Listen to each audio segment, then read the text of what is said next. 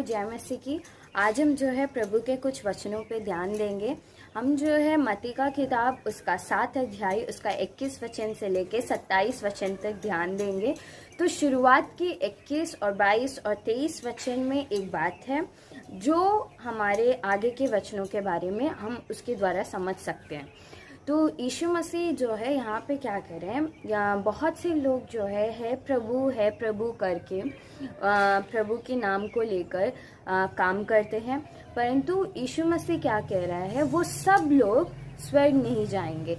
सिर्फ वही स्वर्ग जा सकते हैं जो परमेश्वर की इच्छा पर चलता हो, यीशु मसीह के पिता की इच्छा पर जो चलता हो, वही स्वर्ग के राज्य में प्रवेश कर सकता है।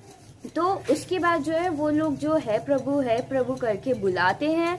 वो लोग अगर वो लोग कहेंगे उस समय में, आखिरी समय में, कि हमने बहुत सारे चमत्कार किया है आपके नाम से, हमने दुष्ट आत्माओं को निकाला है, हमने भविष्यवाणियां की है, सब कुछ वो कहेंगे। परंतु मैं उनसे यही कहूँगा, एक हुक्म मैं तुम्हें कभी नहीं जानता। तो इस बात से हमें क्या समझ में आता है कि जो इंसान परमेश्वर का नाम लेके बोलता है, वो इंसान के द्वारा परमेश्वर का चमत्कार हो सकता है, क्योंकि वो उसने यीशु मसीह के नाम को लिया है, जिस नाम में, परमेश्वर के नाम में सामर्थ्य है। सच्चे परमेश्वर हमारे यीशु मसीह के नाम में सामर्थ्य है। तो इसीलिए उस नाम के सामर्थ्य के द्वारा वो शैतान भाग जाता है। भविष्यवाणियां वो लोग कर सकते हैं, चमत्कार कर सकते हैं, परंतु वो सब स्वर्ग राज्य को नहीं जा सकते हैं। क्योंकि यहाँ पे एक बात यीशु मसीह कह रहे हैं कि मैं उन्हें कभी नहीं जानता। कभी नहीं जानता का मतलब मेरे हिसाब से क्या है, जैसे हो सकता है कोई बड़ा इंसान हो, तो हम लोग उसका नाम लेके अपना काम तो करा सकते हैं कि देखो हम फलाने इंसान के यहाँ के हैं, हम उनसे बात कर लेंगे, आप ये काम हमारा कर दो। तो वो इंसान हमारा काम तो हो जाएगा, क्योंकि उसका नाम, उसका पद उतना ऊंचा हो सकता है, तो उसके द्वारा हम काम तो करा सकते हैं। लेकिन अगर हमारा और उनके बीच कोई रिश्ता नहीं है, हम उस इंसान को जानते हैं क्योंकि बहुत सारे लोग उन्हें जानते हैं, परंतु वो इंसान हमें जानता है कि नहीं, वही बात से हमें पता चलता है कि वो एक रिश्ता है। तो यहाँ पे यीशु मसीह के नाम को लेके वो लोग काम कर रहे हैं, लेकिन यीशु मसीह उन्हें नहीं जानता, परमेश्वर उन्हें नहीं जान रहा है। तो उसी तरह परमेश्वर के नाम लेके सब लोग बोल सकते हैं। कोई भी इंसान विश्वास करके बोलेगा या करेगा या काम करेगा, दुआ करेगा, तो उसके लिए जरूर वो काम हो जाएगा। परंतु ये मत समझ कर बैठिएगा उस बात से कि आप स्वर्ग राज्य में प्रवेश करने के लिए तैयार हो गए हैं। वो कभी नहीं हो सकता। हो सकता है आप उनके साथ रिश्ते में हो, परमेश्वर की इच्छा पे चल रहे हो, पिता की इच्छा पे आप चल रहे हो, तो जरूर आपके लिए स्वर्गीय राज्य नियुक्त है। यही बात यहाँ पे यीशु मसीह बता रहे हैं। तो वो रिश्ते में रहने के लिए हम जो है एक और वचन पे थोड़ी देर बाद ध्यान करेंगे। उससे पहले हम बता रहा है कि एक बुद्धिमान इंसान क्या करता है और एक मूर्ख क्या करता है, उसके बारे में यहाँ पे यीशु मसीह बता रहे हैं। तो दो लोग हैं, दोनों को घर बनाने के लिए प्रभु ने उन्हें दिया है और दोनों को बात बताया है, दोनों ने बात को सुना है। परंतु एक इंसान ऐसा है जो उसकी बात को सुनकर, मानकर अपना जो घर है वो एक नींव खोद कर चट्टान पर बना रहा है। तो उस समय वही बाढ़ आ रही है, आंधी आ रहा है, तूफान आ रहा है और इस घर से टकरा रहा है और वो घर स्थिर है। और दूसरी बात क्या है, एक और इंसान है, उसने भी वही बात को सुना, उसे भी वही घर बनाना था, लेकिन उसने क्या किया, अपना घर वो चट्टान खोद कर नहीं बनाया। उसने भी बात को सुना पर उसने बात को नहीं माना। आप ध्यान से वचन में देख सकते हो, उसने जो है बातों को, वही बात है, दोनों ने बात को सुना है, परंतु एक है जो उसे मान रहा है, दूसरा है जो उसे नहीं मान रहा है और उस घर को वो भी घर ही बना रहा है। फिर उसी तरह जैसे पहले घर में बाढ़ आई, आंधी आया और तूफान आई, उस घर से टकराई और वो घर टिक नहीं पाया। तो बातें दोनों में एक ही चीज हो रही है, बातें दोनों सुन रहे हैं और घर दोनों बना रहे हैं, आंधी तूफान बाढ़ दोनों में आ रही है, परंतु एक घर है जो चट्टान पर बना है, जिसका नींव चट्टान पर है और वो टिका रहा, और दूसरा घर है जिसका नींव चट्टान पर नहीं, बालू पर है, वो घर टिक नहीं पाया। तो ये बहुत आसान सी बात है।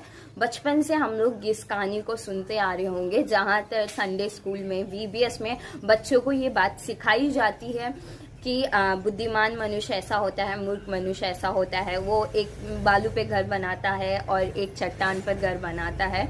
लेकिन इस बात से हमें बहुत ज़रूरी बात इसमें से क्या है कि हमें उस बात को मानना ज़रूरी है। शायद हम जानते हैं दोनों घर बना रहे हैं, परंतु एक चट्टान पे बना लिया, एक ने बालू पे बना लिया, इसीलिए वो घर टिक नहीं पाया। नहीं, यहाँ पे ज़रूरी बात यह है, एक ने बात को सुनकर माना है, परंतु दूसरे ने बात को सुना है, परंतु अपने इच्छा से शायद उस घर को उसने बनाया है, इसीलिए वो घर टिक नहीं पाया। तो घर का मतलब हम समझ सकते हैं, वो हमारे लिए एक कंफर्ट जोन होता है। कंफर्ट जोन मतलब चाहे दो तरह के घर हम कह सकते हैं, एक हमारा कलिसिया हो सकता है और एक हमारा खुद का घर जहां हम रहना चाह रहे हो वो हो सकता है। चाहे दोनों घर क्यों ना हो, लेकिन घर वो जगह है, चाहे हम दुनिया भर टहल लें, दुनिया भर घूम लें, लेकिन आकर हम आराम वहीं करते हैं जो हमारा घर है।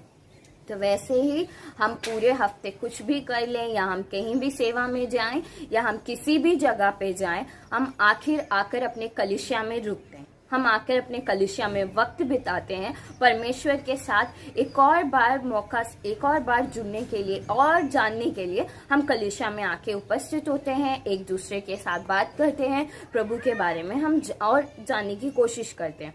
तो हमारा घर, चाहे वो हमारा कलिसिया हो, चाहे हमारा खुद का घर हो, खुद का जीवन हो, वो अगर चट्टान पर है, चट्टान हमारा यीशु मसीह है, आप सब जानते होंगे। अगर उसे हमने शुरुआत ही में हमारा नींव अगर चट्टान पे रखी है तो उसे कोई नहीं हिला सकता। आएगी परेशानी दोनों में, ऐसी बात नहीं है अगर चट्टान पे बना है तो परेशानी नहीं आएगी, ऐसा बिल्कुल नहीं है, परेशानी दोनों में आएगी। लेकिन एक है जो टिका रहेगा, चाहे जितनी परेशानी है, पर एक है जो टिक नहीं पाएगा। तो जैसे मैंने कहा था कि आपको आगे के वचन के बाद मैं कुछ और वचन को बताना चाहती हूँ। जो कोई है प्रभु कहता है, वो सब स्वर्ग राज को नहीं जा सकते हैं, परंतु परमेश्वर की इच्छा पे जो चलता है वो स्वर्ग राज में जा सकता है। तो उस बात के अनुसार हम एक और वचन देख सकते हैं, यूहन्ना उसका 15 अध्याय उसका 9 और 10 वचन को देख सकते हैं। तो वहां पे क्या है, यीशु मसीह बता रहे हैं कि देखो, मैं परमेश्वर के प्रेम में जैसे बना हूं वैसे ही तुम्हें भी अगर मेरे प्रेम में बनना है। तो वहां पे एक बात यीशु मसीह बता रहे हैं, वो क्या है, मैं परमेश्वर के प्रेम में इसलिए बना हूं क्योंकि मैंने उनकी आज्ञाओं को माना है, इसीलिए मैं उनके प्रेम में बना हूं। वैसे ही अगर आप यीशु मसीह की आज्ञाओं को मानते हैं, मानते हैं, सिर्फ सुनना नहीं, उसे मानना है। अगर आप मानते हैं तो आप भी यीशु मसीह के प्रेम में बने रह सकते हो। तो कभी ये मत सोच के बैठिएगा कि हमारे द्वारा चंगाई हो रहा है, छुटकारा पा रहे हैं, लोगों को बहुत सारे ज़रूरतें पूरी हो रही है। तो ये इसका बिल्कुल ये मतलब नहीं है कि आप स्वर्ग राज के लिए बिल्कुल तैयार हो, आप स्वर्ग राज जा सकते हो, ऐसा बिल्कुल नहीं है।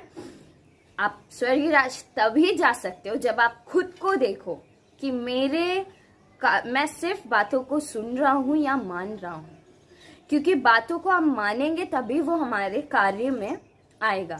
तो इसका मतलब यह है कि अगर आप बातों को सुन रहे हो और आप सोच रहे हो कि हमने उस बात को मान लिया है, तो आप ये मत सोचना कि और आप अपने कार्यों पे देख नहीं पा रहे हो उस बात को, तो इसका मतलब है अभी तक आप माने नहीं हो। अगर आप मान लोगे तो वो आपके कार्य में जरूर होगा। जैसे कभी कभी हम लोग जो है, बचपन से हम लोगों को बताया जाता है बहुत सारे जगह पे, जब छोटे बच्चे होते हैं, हम लोग वीबीएस अटेंड करते हैं, हम लोग संडे स्कूल जाते हैं, तो उस टाइम जो है हम लोगों को बताया जाता है कि देखो, एक निर्णय लो कि तुम प्रभु के लिए क्या कर सकते हो। या तो हम जब जवान होते हैं तब भी हमें बहुत सारे यूथ मीटिंग में या हमारे कलिसिया में भी पास्टर कह सकते हैं कि आप जो है अपने जीवन में प्रभु के लिए क्या करना चाहते हो, उसके लिए एक निर्णय लो कि हम झूठ नहीं बोलेंगे। लेकिन हमने मान लिया कि हम झूठ नहीं बोलेंगे, लेकिन जब हम बातें कर रहे हो या जब हम एक दूसरे से बात कर रहे हो या खुद से भी बोल रहे हो और हम अगर झूठ बोल रहे हैं, तो इसका मतलब अभी तक हमने उस बात को माना ही नहीं है। हमने माना है तो वो हमारे कार्य में दिखेगा। तो ये हम जानने के लिए एक रास्ता है।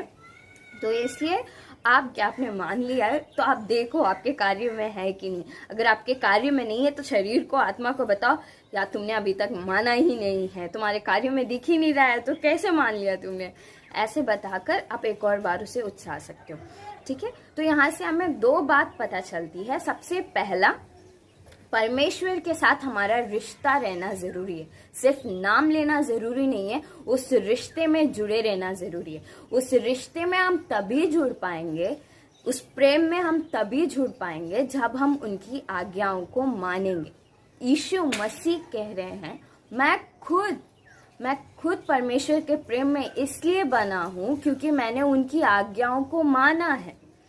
और वैसे ही अगर तुम मेरी आज्ञाओं को मानोगे तो तुम मेरे प्रेम में बने रहोगे।